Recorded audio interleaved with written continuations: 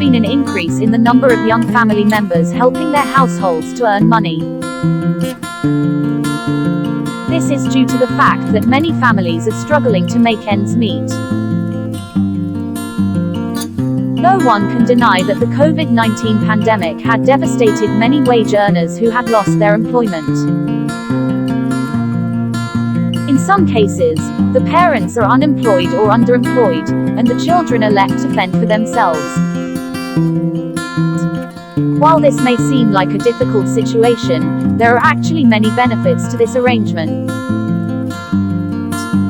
First of all, it provides the children with an opportunity to learn responsibility and independence. It also gives them a sense of pride and accomplishment. Moreover, it can help to improve the family's financial situation. So, if you are a young family member who is looking for a way to help your family, then consider selling goods or food in the street like some are doing in Donggongon. You may be surprised at how much you can help your family and yourself by doing so.